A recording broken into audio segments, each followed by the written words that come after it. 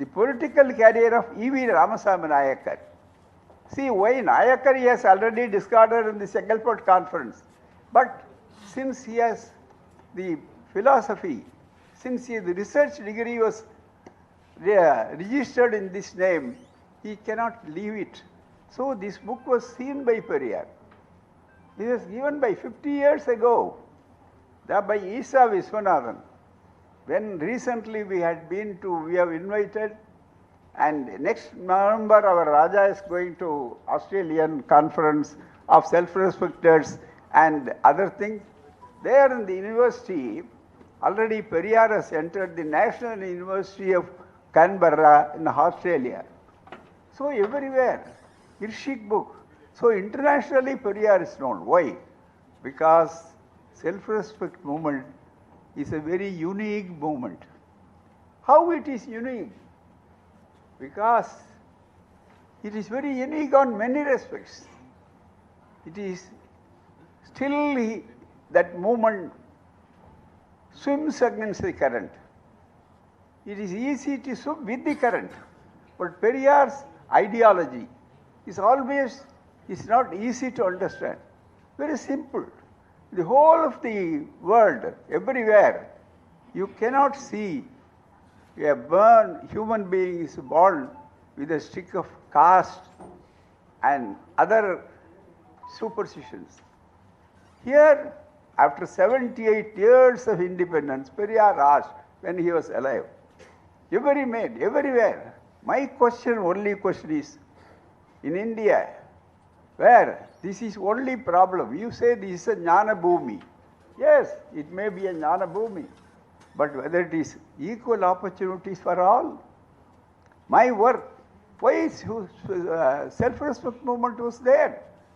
Because of the fact, its main fact is eradication of caste and untouchability. Not only untouchability is very peculiar to understand, make them understand the foreigners. Untouchability, unseeability, unapproachability. What kind of thing? Atrocious. Periyar got rid of. He wanted to say, to create a new society, which is casteless, which is no discrimination. Very simple. It is the human beings. Can we see all human beings are born free? But how they lead, that is the main question. Because Periyar asked me, my movement is there for eradication of, for equality and eradication of caste and all discriminations. Discrimination by birth should be put an end to. That is why this movement, already the caste and varnashrama dharma and manu dharma and all these kind of different discriminations have made the human beings dehumanized persons. From dehumanization, our movement, the self-respect movement, want to rehumanize the people. That's all, very simple. How to humanize? You may be surprised, wow, we are all human beings. Where is the necessity for humanize? Yes, in this country, my dear brothers, my dear comrades, in this country, it is easy to divinize people than humanize people. We can create Kailasa and offer visa by offering saffronization, but we cannot humanize the human people. That was the Periyar's major work, how to humanize the human beings. Yes, because there is a discrimination by birth. Oh, male is superior and female is inferior. So they don't have any right to. Periyar questioned this. So Periyar's movement, he has selected the best. He is telling, you take all the dictionaries of the world. Can you find out a single equivalent, more fitting word as self-respect? You cannot. You can have many names in many movements, humanist movement, rationalist movement, and all these things. But nowhere in the whole world the word self-respect is the only word which is more applicable in India, in particular Tamil Nadu, where he has not entered into any audience. That is why he has a very unique movement. Let me confine myself because of the time constraint. I don't want to take much of the time of the other speakers also. But one thing, see here, very unique movement. Not only in swimming against the current, the principle, he gave the principle, how a movement could be the best run, how could whatever may be the problems, and Periyar has defined during his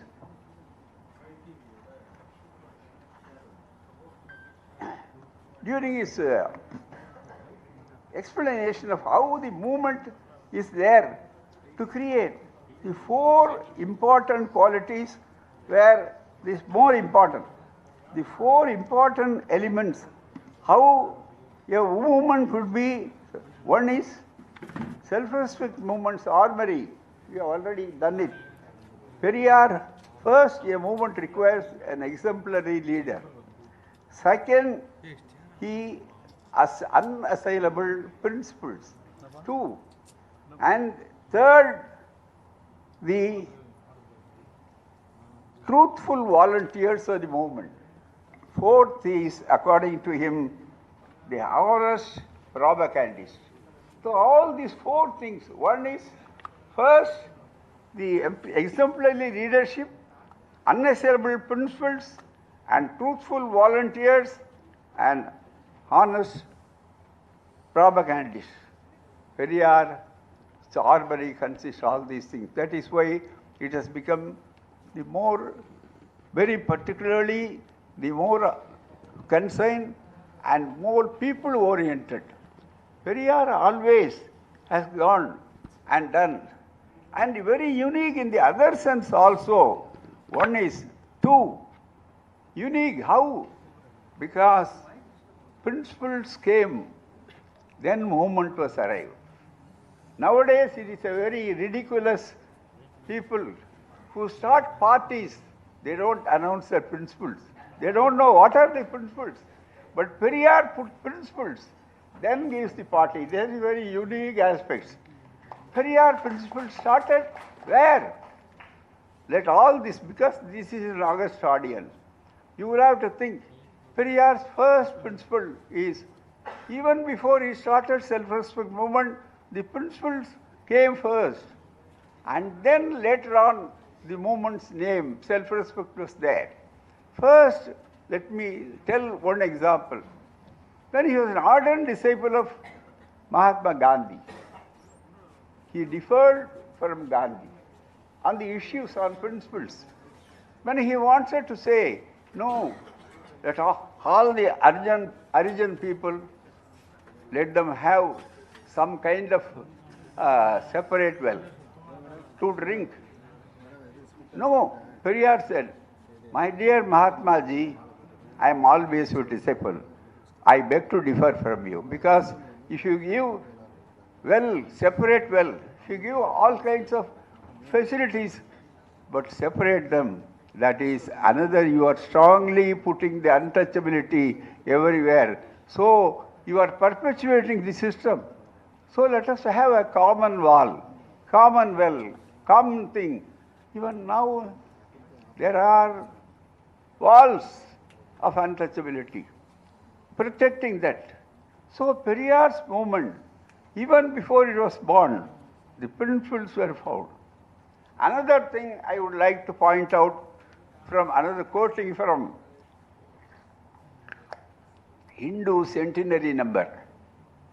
100 years of Hindu has published, and our former editor, editorial group, Mr. Vijay Shankar, is there.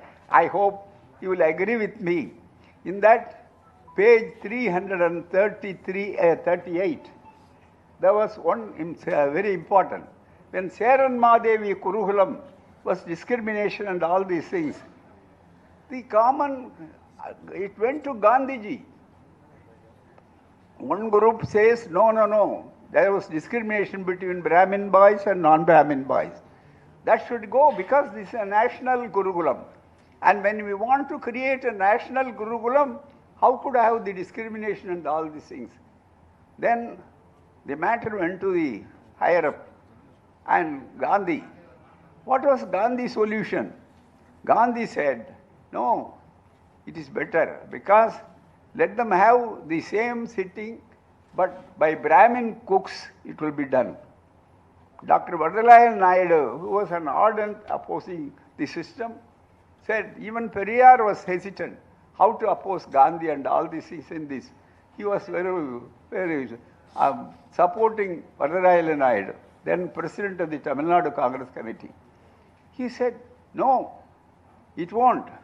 And then that evening, Periyar, as the secretary of Tamil Nadu Congress Committee in 1924, even during the period of Vaikam Satyagraha, this movement, how it is principles based first, he addresses audience. It is reported in Hindu Centenary number 338 page clearly that Periyar gives for English language, donates one new word for the English language.